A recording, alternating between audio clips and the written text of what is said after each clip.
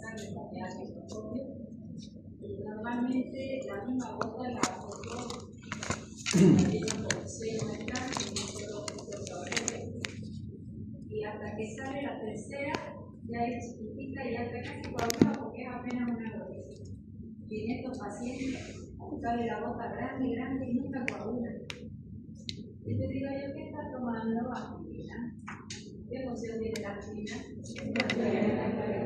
Antes de venir como me dolía tanto la cabeza, tomando ibuprofeno. Es antiagregante. Sí, es antiagregante. Se va él y la deja las plaquetas medidas.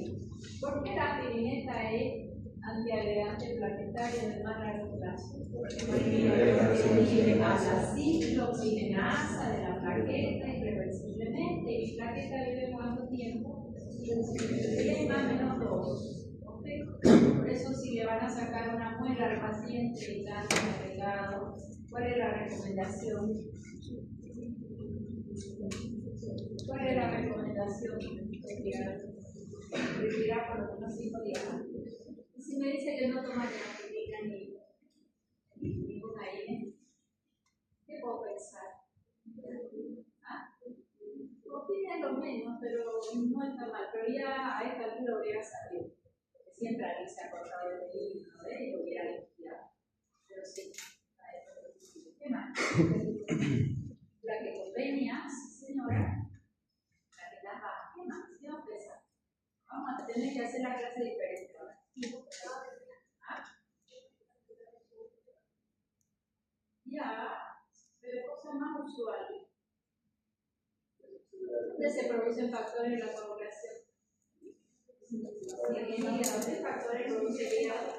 2, 7, 9, 10, dependiente de vitamina K. ¿Puedo tener una hepatopatía? Sí. ¿Vitamina K qué la hace? Por probiótico del intestino. Si no hay vitamina K, hay anticoagulación. Este paciente viene obesito, Flora le empieza a preguntar y se distiende, no hay buena evacuación. De verle nomás la cintura abdominal, ¿qué voy a pensar? Diagnóstico, cintura abdominal prominente, síndrome metabólico. ¿Y cómo está el hígado? Ya sobrecargado, hígado sobrecargado, más la hiperpermeabilidad. Probablemente tiene déficit de vitamina K y eso afecta automáticamente al hígado como factor de la coagulación pendiente de vitamina K. Estoy hablando de lo usual, que pueden haber problemas genéticos, de hemofília, pero fíjense mi razonamiento. Lo primero, sacaste la sangre y no quiere coagular. Toma aspirina, toma alguna analgésico, qué fármaco toma. Lo demás, nada de eso es cierto. Yo voy a ir pensando. Entonces, automáticamente ya sabes lo que va a hacer con ese paciente, independientemente por qué vino. ¿Puedo entender? Ese razonamiento es el que quiero con usted. Bueno, entonces acá se forma el tapón hemostático y luego se va a formar el coágulo. De pronto yo me corté y hice un trombito ahí. Y dejo de sangrar. ¿Será que esa trombosis se va a proliferar? ¿Qué pasaría si prolifera y no encuentra tope? Todos quedaríamos coagulados a la primera pasada. Entonces, acá tiene que haber un equilibrio entre la coagulación. Ya coaguló, pero automáticamente tiene que haber un mecanismo para destrucción y la desencoagulo cuando ya no hay sangrado. ¿Sí?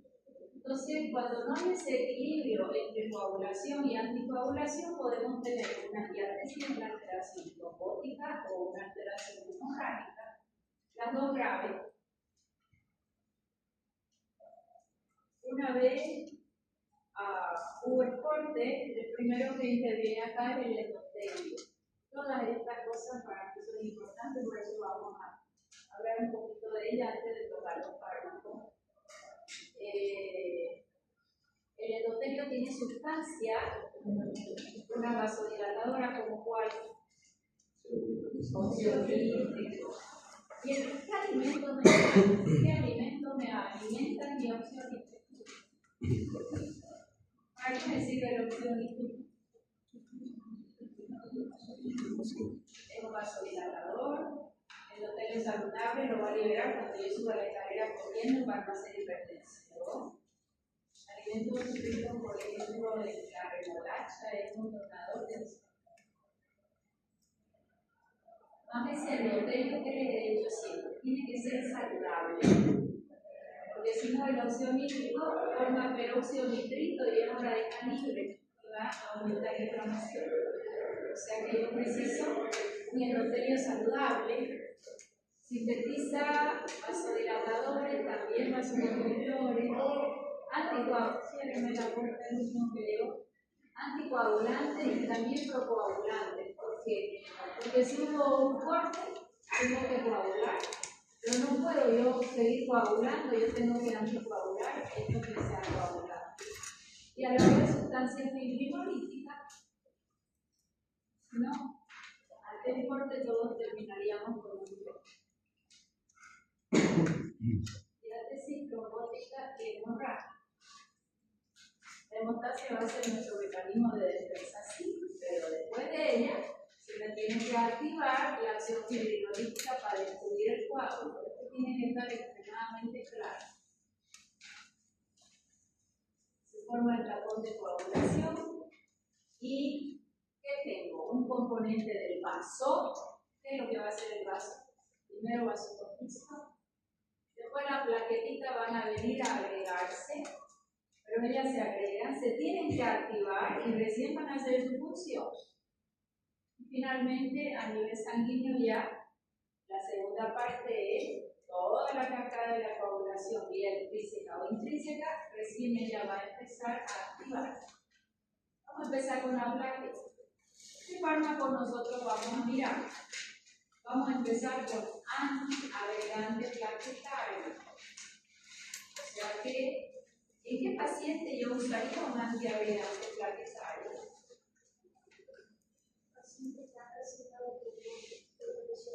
Un antecedente de trombosis. Y si yo te pregunto, dame causa de trombosis. A ver, busca en su celular aquí. Causa de trombosis. Esto sí suena. ¿En qué paciente tendría yo que dar ácido Edema salicílico? de factura. Como es antitrombótica, paciente que pudiera infartar, a todo el mundo se le daba aspirina de 100 miligramos, 80 la dosis de año. Y de pronto ya eso cambió, aunque todos los médicos siguen dando aspirina.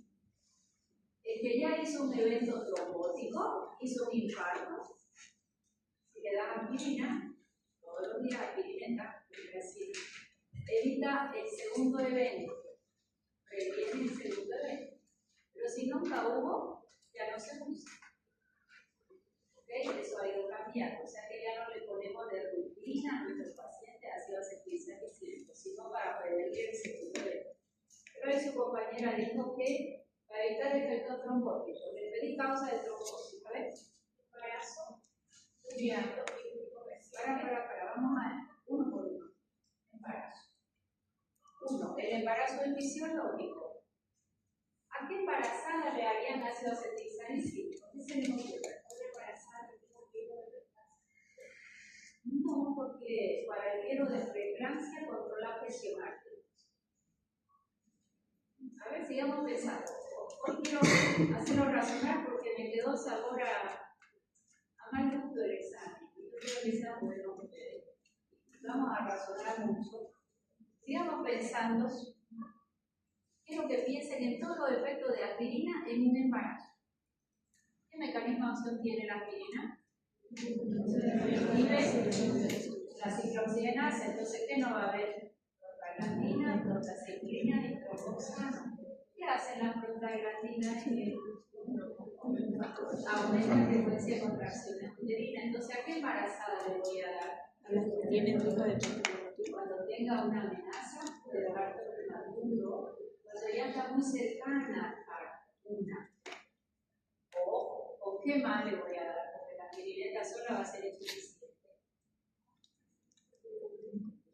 Con un antimuscarínico o con una bolita beta 2 mayor a beta 1 como un peloteólogo. ¿Okay? Este parto yo quiero que todavía no llegue. Tengo que madurar pulmones. Si yo le doy ácido acetilsalicílico, betametazono para la maduración, ¿está bien? no va a haber prostaglandina y no va a haber trabajo de parto. Muy bien. ¿A qué otra paciente le voy a dar? Ojo, cuando estoy la aspirina dice cuando está en el embarazo. Porque si hay embarazo y ella toma una INE todos los días, no va a haber trabajo de parto. Pero si yo quiero dar el parto, sí va a estar bien. ¿Para qué otra paciente? Esta paciente embarazada que por algún motivo ya tuvo 3 pérdidas antes o 2, sin causa aparente. Cuando va por el tercer mes de embarazo, ecografía no hay latido, y ya es bebé grande. Hay que hacer un grado, a veces 4 meses. Ahí siempre, si ya fue recurrente, hay que hacer, se llama cuando se mueve el paciente, una biopsia así importante, pero ¿qué tendría que pedirle a ese paciente? ¿Qué pasó con ese embarazo? Probablemente la placenta está haciendo anticuerpos que hacen trombosis en placenta. Es lo más usual, después de 2 o 3 muertes fetales cuando ya el bebé es una buena semana, probablemente ahí hay trombosis en la placenta. Hoy se estudia un poquito más, se hacen los anticuerpos antifosfolipídicos, pero esa paciente con ese antecedente se embarazó y el médico ya empieza ácido acetilsalicílico para evitar el fenómeno de trombosis. Lo mejor, entonces fíjense, un fármaco que está contraindicado en el embarazo tiene 2 indicaciones de oro. Empezó ácido acetilsalicílico y que se llama el embarazo llegó a su ciclo, se retira aspirina para hacer ya la cesárea. Cuando no se usa aspirina, que está comprobado el síndrome anticonvulsivo, si se hace heparina de bajo peso molecular. Que heparina de bajo peso molecular no es antiagregante plaquetario, va a ser anticoagulante. O sea que aquí ya yo les estoy separando 2 tipos de fármacos. Vamos a estudiar antiagregante plaquetario, que solo se vende con la plaqueta. ¿Para qué? Para evitar que se agregue. Pero están los otros que son anticoagulantes que van a actuar en la cascada de la coagulación, que teníamos una vía intrínseca y en el factor 10 a 12 segundos. Va a terminar protrombina, trombina, platinógeno, ¿está bien? Bueno, entonces, fíjense ustedes que antiagregante voy a evitar todo. ¿En quién? Paciente con antecedente de una trombosis. Un paciente que ya infartó. Un embarazo que lo quiero prolongar un poco. Un embarazo con antecedente de muerte fetal o una paciente con antecedente de muerte fetal, probablemente por problemas en la placenta. Por eso es que ahí hay que nomás hacer autopsia. Autopsia, no sé qué se llama. Autopsia nomás. Porque si no sabes la causa, ¿qué puede pasar? Que el siguiente embarazo sea igual, ¿no? Y a veces tenemos 4 y 5 embarazos iguales que ya están con buena semana y hay muerte fetal. Bien. ¿Qué otra causa de trombosis encontraron ahí? A ver. La obesidad. A ver, ¿por qué la obesidad? Por la ya, la obesidad inflama. Libera citoquinas inflamatorias. ¿En qué termina la cascada de la inflamación? En trombosis. Puede ser trombosis y el obeso lo más probable es que sea más viejo. Si estoy tirada en mi cama 24 horas, paciente añoso, ¿hay riesgo de trombosis o no? La es. Bien. Otro riesgo de trombosis. ¿Ah? ¿Por qué el COVID? Porque la inflamación era tan severa que termina en coagulación. Todo proceso inflamatorio severo termina en coagulación. Eso es una norma. Eso nos ayudó en COVID cuando COVID se salvaba a los pacientes. Cuando usamos glucocorticoides porque antiinflamaban y un anticoagulante. Muchas veces son antiagregantes planetarios, otras veces directamente la heparina bajo peso molecular, que es de acción rápida, pero es anticoagulante. Bien. Otro riesgo de trombosis. Medicamentoso, como cuál? Pastilla anticoagulante. Mortal. Si tu paciente tiene riesgo de trombosis, no debe dar anticonceptivo. Cuando yo trabajaba en Caja Nacional, había una secretaria hermosa, jovencita, esa persona linda, que uno llegaba a la oficina y estaba con una sonrisa en un hospital donde nada de que llega al hospital y con problemas, diciendo que va a tener un bebé, esa es la única seguridad con premio. Bueno, si no se complica nada. Ya. Y el único que un día llega y está trabajando, cae hipotimia, porque no habrá desayunado, empiezan a hacer los estudios, medio ya se despierta y quedó paralizada, y el cuerpo jovencita. No había sobrepeso, no había otro factor de riesgo que el uso de anticonceptivos. Ella hizo una serie de trombóticos, se le tuvo que operar, se complicó, fue terrible, su vida cambió completamente. O sea que paciente con riesgo de trombosis, ¿cómo lo saben si tiene riesgo de trombosis? Antecedentes maternos, principalmente, ¿no? Ver si la familia hay antecedentes, porque una jovencita que antecedentes tenía ninguno, ella, más las familias. Los anticonceptivos tienen alto riesgo de hacer trombosis, anticonceptivos, principalmente los de vía oral. ¿Por qué los de vía oral son más venenosos? Porque la vía oral lleva al hígado primero y esa oxidación es la que va a pasar a el estradiol, pasa a estrona. La estrona es un estrógeno que puede ser cancerígeno. Los estrógenos son tres: estradiol, estradiol y estrona. Esperamos generalmente el estradiol. El estradiol es el de menos actividad y la estrona es el más cancerígeno. El estrona es el más cancerígeno y va a depender de su biotransformación. Bueno, entonces, para estos pacientes vamos a usar antiagregación plaquetaria. ¿Qué son las plaquetas? Bueno, las plaquetas son células anucleadas, no tienen núcleo. Su vida media 8 más menos 2. El valor normal ya tienen que aprender. 2.000 a 400.000. Yo tengo una paciente que tiene 1.800 de plaquetas, nadie la quiere operar, nadie le quiere hacer nada. Hemos visto que es celíaca, hemos sacado gluten y mejoró. Le quieren hacer quimioterapia pensando en el tipo de cáncer. Más todo lo demás está bien. Y cuando ella engripa un poquito, como la plaqueta que a veces la hemos sabido bajar hasta 1.200 como una hazaña. Ella, por ejemplo, recibe ácido salicílico todos los días de su vida. Parecería algo autoinmune porque vimos que es celíaca, pero bueno, está en estudio, no quiere hacer quimioterapia, ya lleva como 4 años, bastante bien para ella, sin embargo, este es un riesgo alto, ¿no? Plaqueta muy bajita, paciente no va a popular, plaqueta muy alta, va a haber una hipercoagulabilidad. ¿Qué tengo que saber de la plaqueta? Porque yo voy a trabajar con mi fármaco sobre la plaqueta. Su membrana tiene intensa actividad enzima y sus citoplasmas que tienen, porque ellas están ahí, no van a juntarse hasta que no se activan. ¿Qué necesitan para activarse enzimas? Aquí la miosina que hace un enlazamiento para una contracción. Lo hemos estudiado a nivel muscular. Prometina, que son proteínas de contracción. Retículo endoplasmático almacena calcio.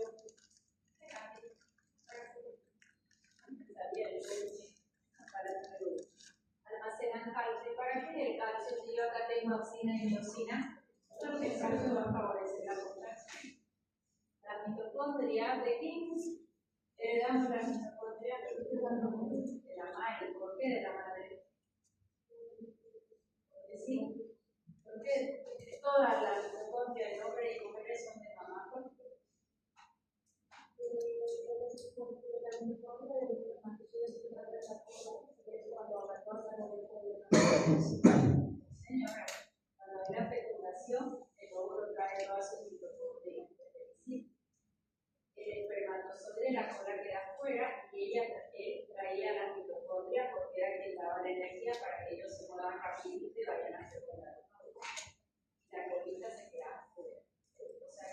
99% de las mitocondrias de toda la humanidad son maternas.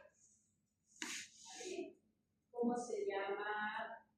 ¿Quién verdad conocen la mitocondriopatía? ¿Por qué se caracteriza? Si yo le digo mitocondriopatía, para pensar.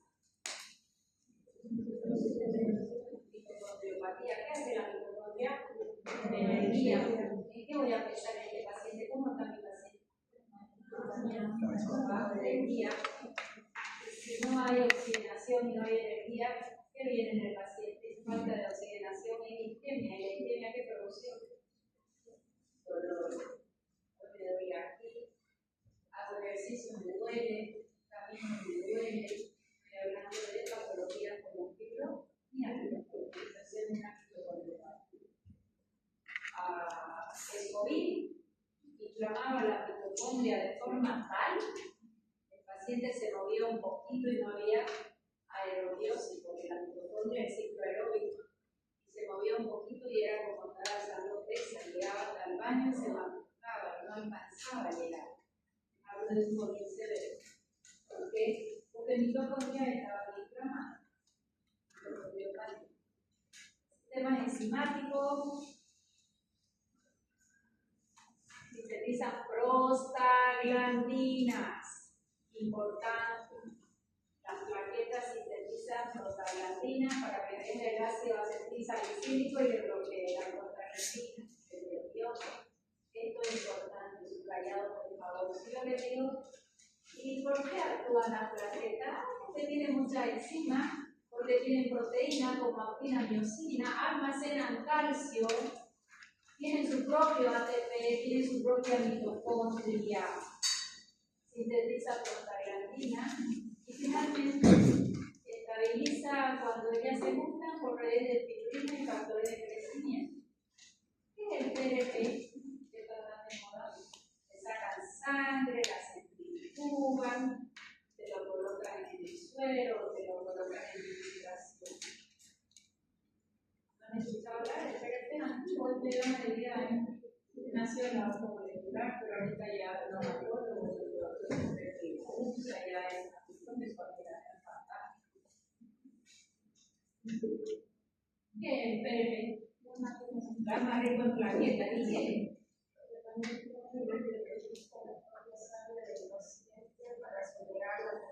A ver, le está leyendo, que se estaba hablando. Bueno, en el tratamiento médico que utiliza la propia sangre del paciente para acelerar la curación de tejidos, ligamentos, músculos y articulaciones mediante la concentración de plaquetas que libera factores de crecimiento.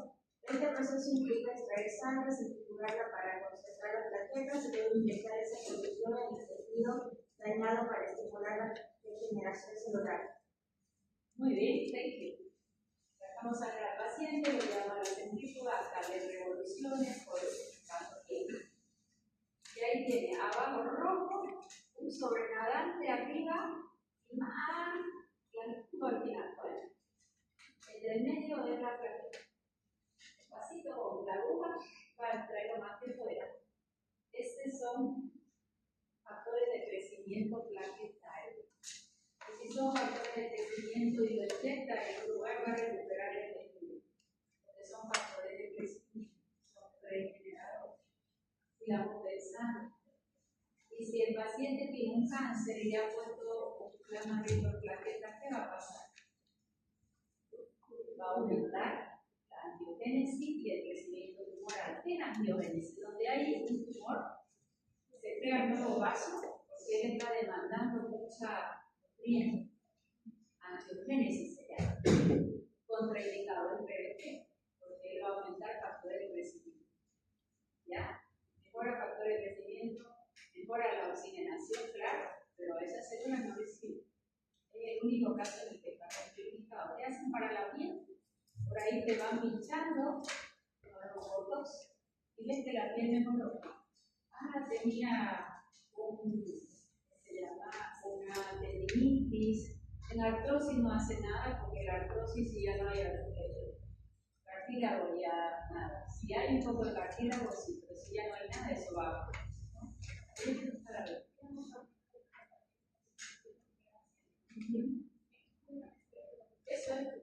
Clamarico, Clamarico es fantástico, vos ves la diferencia en una piel increíble. Hay que marcarse en este caso y tiene que hacerlo bien, tiene que ser a evoluciones y por tanto no vaya a destruir las plaquetas. Una paciente, no me olvido de ella, empezó a hacer su plasma rico y de pronto yo no sabía qué había hecho. Yo le atiendo y hipotiroidea 4.5 la TSH bien y de pronto viene con 18. Nunca vi eso igual. No, era 18, era como muriéndose de lenta, o sea, ¿qué pasó? Le pasé una TSH y un hipotiroidismo severo tomando su propiloxina, haciendo todo lo mismo de siempre. Y me empiezo a preguntar, ¿qué ha hecho? Doctora, eso no le conté porque, claro, lo hacen los estéticos, ¿no? Lo hacen los estéticos. Ella tiene un hipotiroidismo Hashimoto y lo descompensó completamente ese factor. ¿No? O sea que tampoco es que para siempre hay que ver. Contraindicadísimo, el Hashimoto ahí solo un autoanticuerpo. Se aceleró y aceleró su hipotiroidismo. Pero en otros pacientes con un cáncer eso va a proliferar mucho más rápido. ¿El cáncer es más rápido en el niño o en el pie? Pero suena bien, ¿no? En adultos mayores. En niño, ¿por qué? Porque su crecimiento es acelerado. Es acelerado. Tenemos un paciente que hace su cáncer de próstata a los 80 años. Y lo toca. ¿Por qué? Porque el crecimiento de sus células es lentísimo. A veces entran y operan. Si algo queda, eso va a proliferar rápido. Esto es importante, ya se lo voy a preguntar. ¿Por qué las plaquetas? ¿O cuáles son los componentes de las plaquetas? Enzimas, proteínas, calcio, ATP, prostaglandina y factores de crecimiento. Esta es la lámina que más me interesa, porque después de saber qué es lo que ella va a hacer. Célula pluripotencial, unidad de formadora de colonia, ahí está una línea para plaqueta, otra para un glóbulo rojo, un glóbulo blanco, un linfocito, ahí van todos, nada que no sé. ¿Por qué se adhiere la plaqueta? Si mi endotelio no está oxidado, no está dañado, nadie se agrega. ¿Por qué?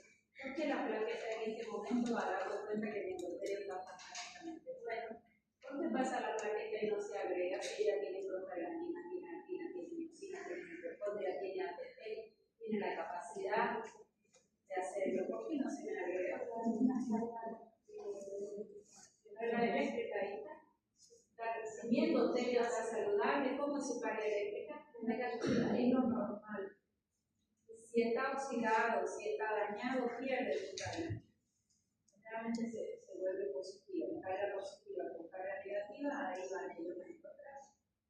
Mi endotelio sano tiene óxido nítrico, prostaglandina, que son prostraciclina de la línea 2. Este es el que va a proteger mi endotelio. Bueno, debajo del endotelio está el subendotelio, su matriz del endotelio. Él ahí tiene fibras para el colágeno tipo 1 y tipo 2 y otras para el no colágeno. Vamos a mirarlo. Fíjense, este endotelio está bonito, está saludable. Mi endotelio tiene glucoproteínas, como es la 1 y la 2A, para que venga aquí el colágeno y se le una, está todo bien. Mi endotelio hubo un daño celular. ¿Qué es lo que va a pasar aquí? Él va a cambiar su carga, tiene la plaqueta y se le agrega esa glucoproteína. Va a liberar su ciclooxigenasa, prostaglandina, tromboxano, y esta plaqueta va a llamar a otra plaqueta porque va a además liberar gránulos que van a dar energía y van a aumentar serotonina para que venga la otra plaqueta y se agregue. O sea que, ¿cuál es el problema acá? El daño del endotelio. Sigue teniendo mi endotelio glucoproteína para dormir, colágeno, pero nada molesta. El problema es cuando hay un daño celular. ¿Qué tiene receptores en la plaqueta, sí. Esta es una plaqueta de un color y esta de otro. La mezclo de dos colores para que sea más didáctico nada más. Veamos qué es lo que va a pasar aquí. Fíjense que en mi plaqueta, condición normal, dijimos que tenía receptores para quién? Para colágeno. Ahí dijimos que para el colágeno tenemos glucoproteína, grupo A. Ahí está todo bien. Tiene sus receptores para colágeno, tiene sus receptores para bofibras que son malos. Aquí no hay un problema. ¿Cuál es el problema? El problema es que cuando hay lesión, esas glucoproteínas, principalmente 2B3A, se expresan cuando hay van a formar redes de fibrinógeno para que esta plaqueta se una a esta otra de forma muy firme, y el factor de von Willebrand que tenía su receptor, cuando hay daño endotelial, estas glucoproteínas se expresan y ahí se van a prender por el fibrinógeno y por el factor de von Willebrand. Sus receptores están puestos, no es más que haya lesión de endotelio para que ellos se expresen, y recién esto es lo que va a formar ya una agregación muy alta de placa.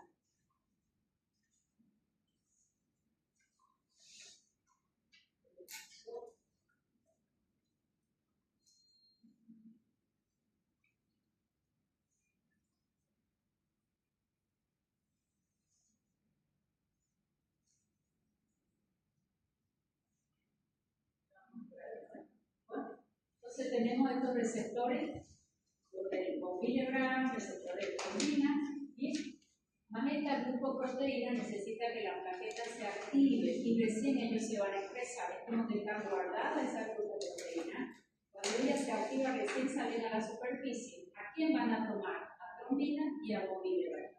O sea, y a fibrinógeno, su receptor. Es como que ellos están silenciosos hasta que la plaqueta recién empieza a agredirse, recién salen a la superficie. Esa glucoproteína que hace que, fíjense, una con otra se van uniendo. O sea que esos receptores que los tienen guardados las plaquetas recién salen a la superficie cuando ella se activó. Esta gráfica está bonita. Fíjense cómo los receptores de la plaqueta, von Willebrand, tenemos receptores para tromboxano. Este receptor de ADPE es el que vamos a usar después en un antiagregante planetario que se llama cloruro urea. Cuando viene el ADP y ocupa el receptor, esta plaqueta recién va a ir liberando su tromboxano para unirse una con otra. ¿Tiene su receptor de von Willebrand? Sí. ¿Tiene su receptor 2B3A? Sí. Fíjense que están guardados estos receptores. Cuando ella se activa, recién salen a la superficie para poder unirse con otra plaqueta. Esto es más o menos lo mismo. Este es el complejo de glucoproteína 2B3A, y entre ellas ya van a poder unirse gracias al fibrinógeno. El fibrinógeno va a ser el puente entre dos plaquetas. El factor de von Willebrand va a ser el puente entre dos plaquetas. Ahí lo tienen en flores, todos los receptores, no voy a entrar en tanto detalle.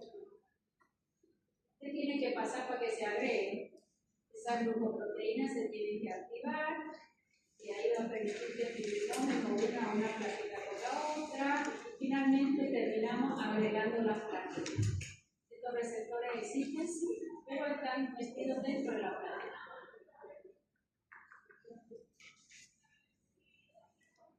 Ok, ¿cómo es que eso se va a activar? Tengo una sangre en cuenta en la superficie porque está lesionado el vaso. Primero la plaqueta se adhiere donde hay lesión para que no siga sangrando. Después se activa. Cuando yo digo se activa, ¿quiénes se ponen en marcha? ¿Cuáles eran las partes de la componente de la plaqueta? La adenotrombina, la serotonina, factor de agregación plaquetaria. Se agrega la trombina y ahí recién el sistema de la coagulación se activa. Hasta aquí en plaquetas. Primero se agrega la plaqueta y después interviene ya la coagulación. Puede ser vía extrínseca o intrínseca. Esta es vía extrínseca porque hubo un corte. Se adhiere principalmente gracias al colágeno que tenía su receptor guardado y al factor de von Willebrand.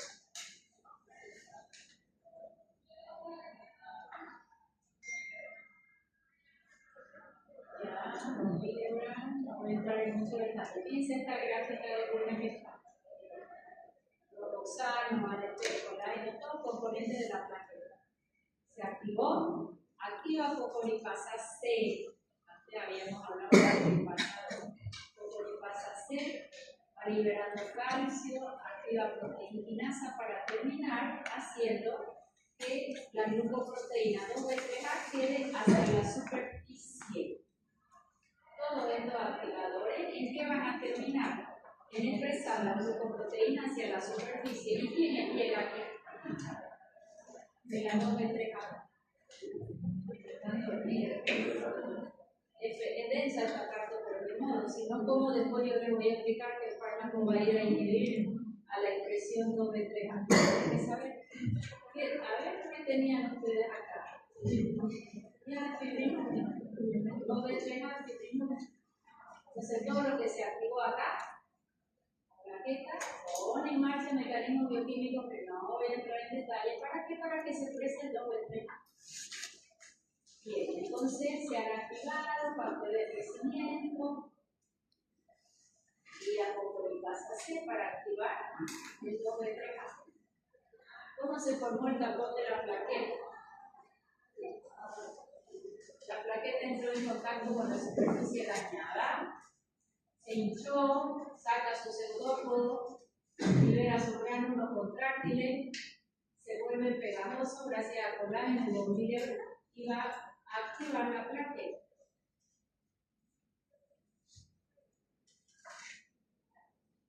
Ahí está más bonita. Fíjense cómo la plaqueta va formándose. Primero está la lesión, se adhiere la plaqueta, cambia de forma, se van agregando y van secretando su gránulo hasta formar la polimostal. Eso es lo mismo, pero visto desde el mismo enfoque.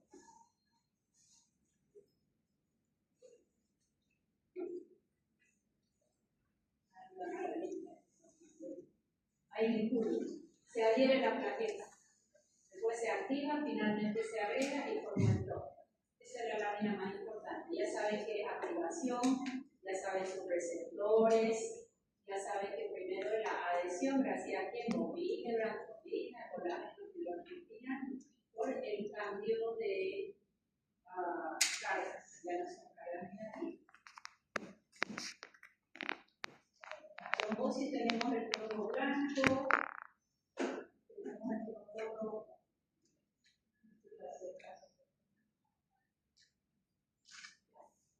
trombo blanco, hay una alteración en la pared de la arteria, paciente diabético, placas de ateroma, se agrega la plaqueta y se activa la coagulación.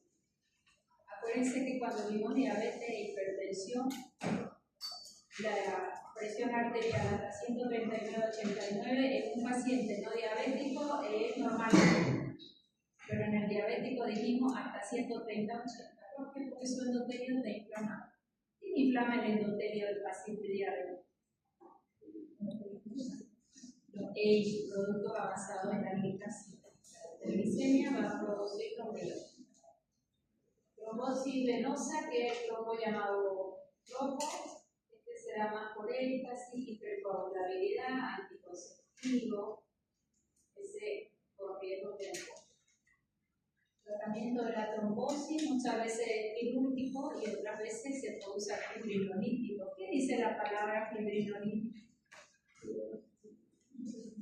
Por ejemplo, tu paciente se infartó, un infarto con un supradesnivel, porque puede ser infradesnivel. Cuando es con supradesnivel, es trombótico y estamos dentro de las primeras 2 horas, llegó con dolor precordial, que hicieron el electro, hay un supradesnivel, hay un trombo. ¿Qué se hace?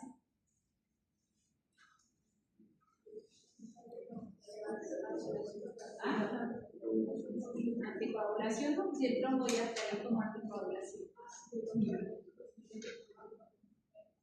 ¿Trombo? Ya. Ok. Acá tenés una chance interesante de doble filo. Streptokinasa, ¿de dónde viene la palabra? Strepto del estreptococo. Tienen lisados de la toxina del estreptococo que va a actuar como un Pac-Man. ¿Vieron el Pac-Man que hace? Y se come todo. Si estamos dentro de la primera hora, se coloca esa intraplasma, pues es una anteplaza también. Y el valle se lo comen, se llama fibrinosis. Solo sirve paciente con infarto con supranivel y dentro de las primeras 6 horas. Es una joya de oro, no era muy baratita, pero puede quedar el paciente cero infarto.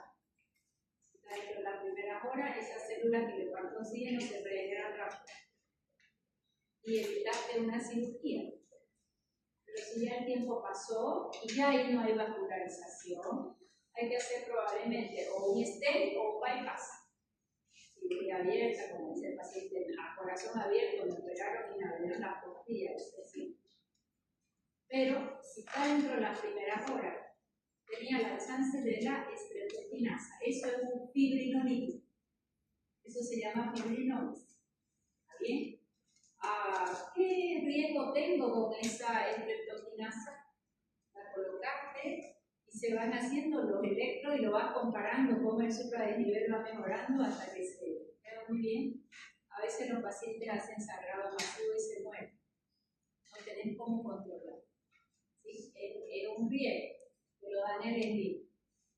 La cirugía que vale tanto o un stent o le podemos hacer si aplica a usted para una fibrinolisis. Si aplica para la fibrinolisis, ese es el gran riesgo.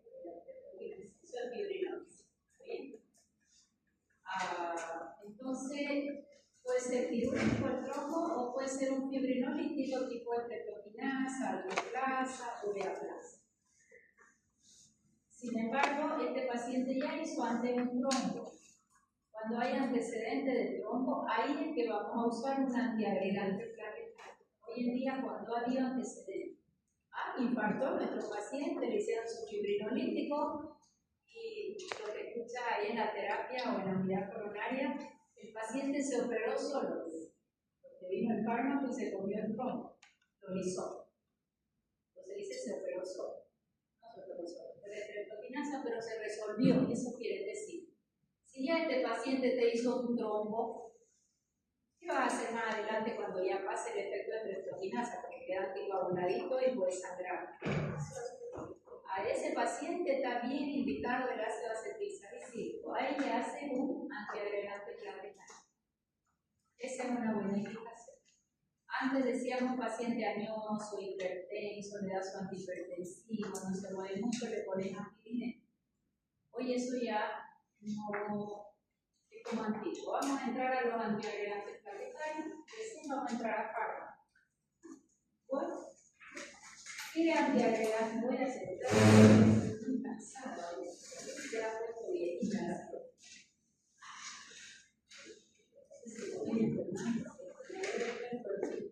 Cansado de liquidar a sus compañeros, desde las 7 de la mañana hasta las 7 de la noche. Fui a almorzar con el negociador y volví.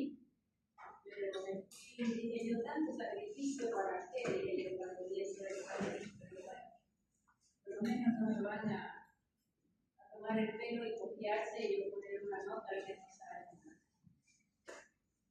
Eso para todo esto, ¿no? Vamos.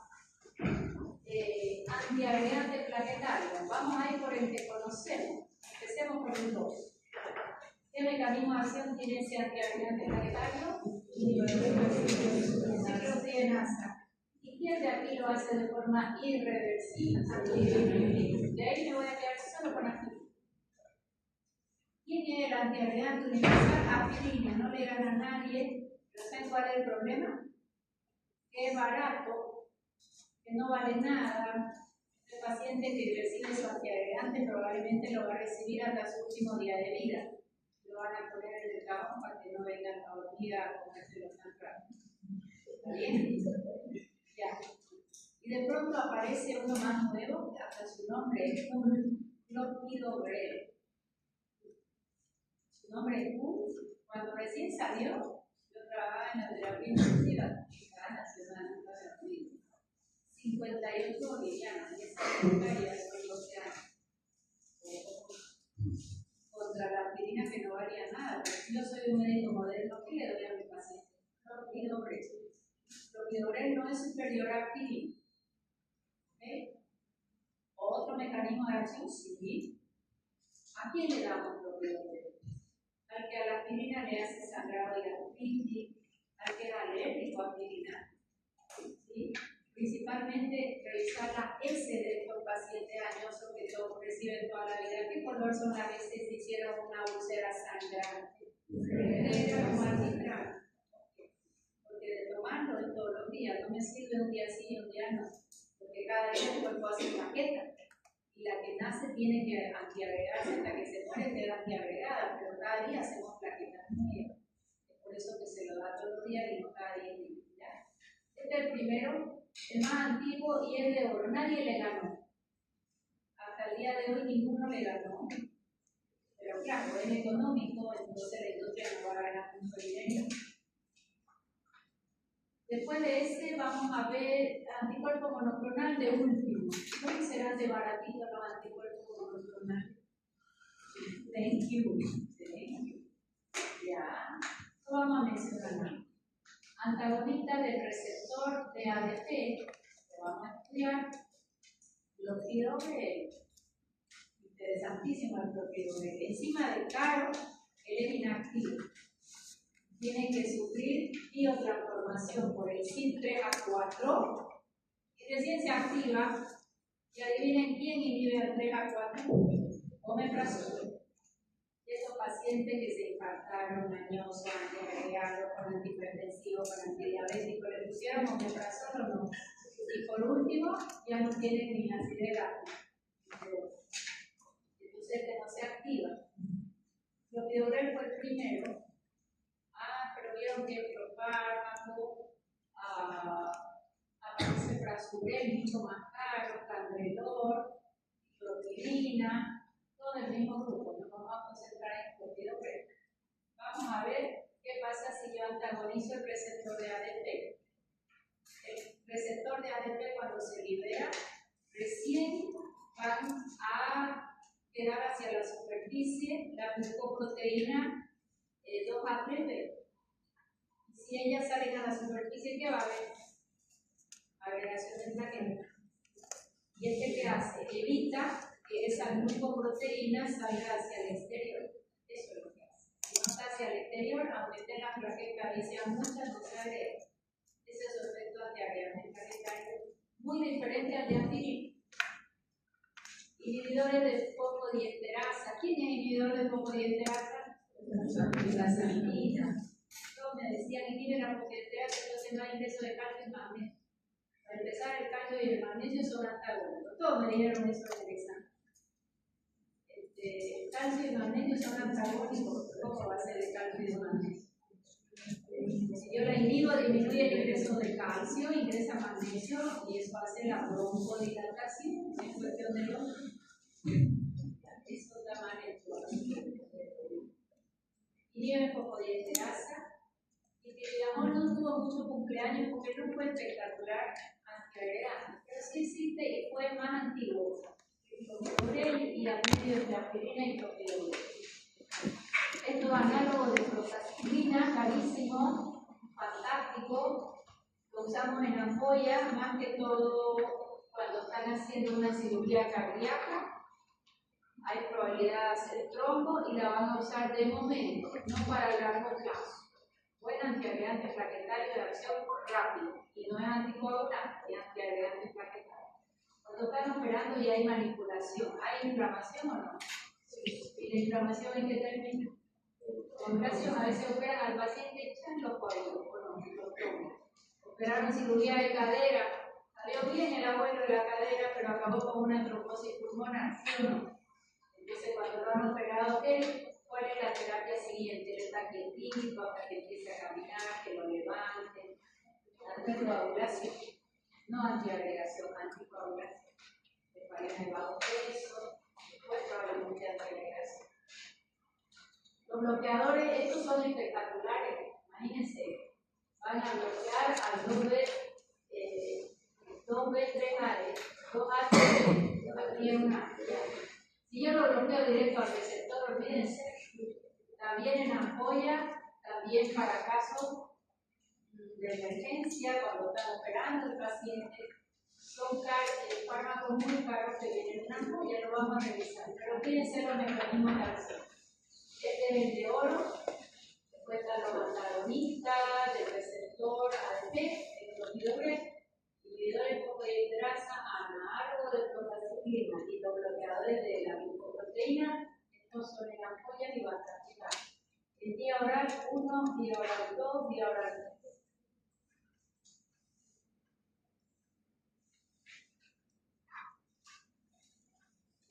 Esto es todo lo que se usa, pero no voy a hablar con esto.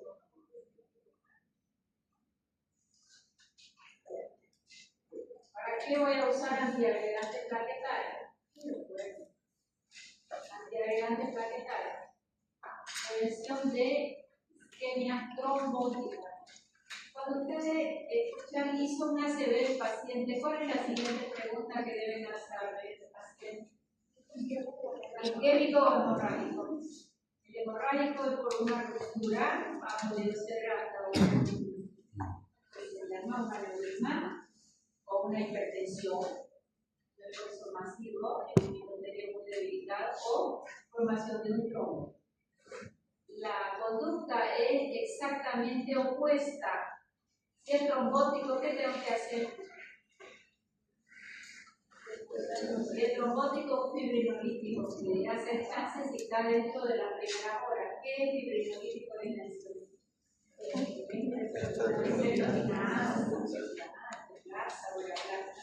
De doble riesgo, pero eso lo podemos usar en los ACV trombóticos cerebrales, cardíacos, pulmonares, no solo en los infartos. Y si es hemorrágico, está contraindicado, porque se sangró. A veces la conducta es solo expectante para ver si se reabsorbe solo o quirúrgico para extraer y sangrar. Prevención de fenómenos isquémicos trombóticos coronarianos, angina de pecho por infarto, convulsión a nivel cerebral o a nivel periférico, claudicación intermitente. ¿Qué es claudicación intermitente? El paciente está caminando y no pudo dar un paso. Puede ser delgado el paciente, no necesariamente un sobrepeso, no necesariamente neuropatía, está caminando y no pudo más. Ese es un trombo grande, generalmente, eso puede ser quirúrgico. Y después lo dejará antiagregado. ¿Qué vamos a estudiar? Vamos a estudiar ácido acetilsalicílico, que ya lo hemos estudiado. Los piobreles, el mevisto para que estudiamos, no tuvo mucho cumpleaños. Axicimab, para que sepan que existe en ampolla, para quirúrgico más que todo. Ácido acetilsalicílico ya lo conocen, inhibe ciclosinasa, bloquea el trombosano planetario. En práctica, pequeña dosis inhiben mayor grado de trombosano que a la prostaglandina, que es la prostaciclina. Nadie preguntó nunca. Yo siempre me hice esa pregunta. Profesora, pero ciclosinasa, la prostaglandina, prostaciclina y tromboxano. Tromboxano agrega, hace trombo, y la prostaciclina es antiagregante. ¿Quién gana?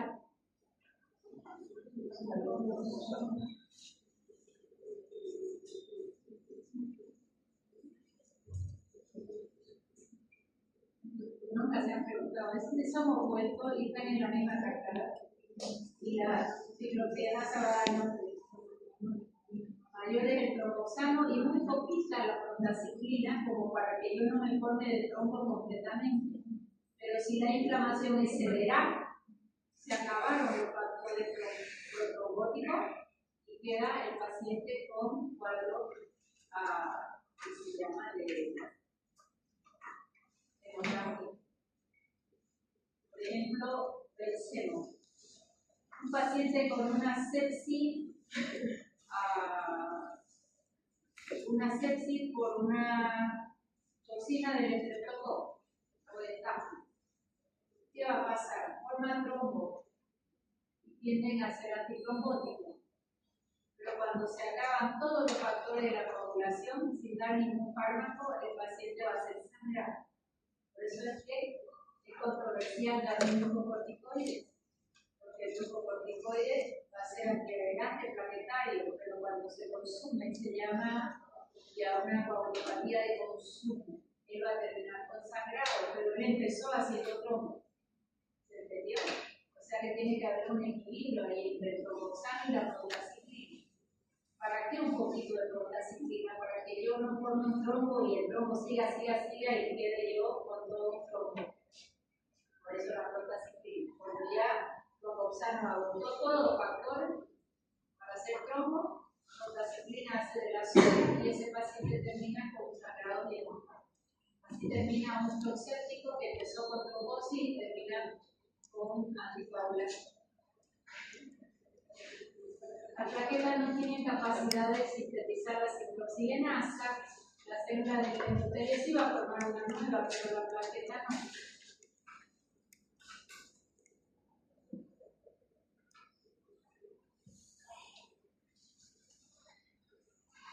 Nada que no sepan acá, hemos visto la cascada ya de la ciclooxigenasa, nada que no sepan, voy a pasar de largo. Bueno, indicaciones. Vida corta, pero ¿cuál es la ventaja? Que inhibe de forma irreversible ciclooxigenasa en la plaqueta no puede hacer la ciclooxigenasa. Profilaxis genial, aquí habría que corregirla. Corrientes nuevas dicen para prevenir el segundo infarto. Prevención del segundo. Propósito venosa profunda para una embolia pulmonar. Profilaxis en realidad. Sale de 4 viene con una corriente de 80, viene con una de 55, pero 100 miligramos suficiente. Si tiene un efecto inmediato, generalmente se hace una de dosis más alta y después se mantiene 100 miligramos, no precisa más. ¿A quién no se le da? El paciente tiene gastritis, viene riesgo de haber sangrado. ¿Qué le vas a dar si no puede dar la ciclosalicina? Es el paciente que hará propiedad. Menores de 12 años, cuadros virales, síndrome de Reye. ¿Por qué si tiene asma o broncoespasmo? ¿Por qué está contraindicado en asmático o paciente con broncoespasmo? Inhibe la vía principal de la inflamación y la frena enriquece de los rellenos todo el precursor de conjuntivitis de membrana. Insuficiencia renal, último trimestre de embarazo. ¿Por qué? ¿Por qué en el último trimestre de embarazo no damos aspirina? Porque inhibe contaminación y no va a haber trabajo parto. Está muy bien indicado para prevenir un parto prematuro.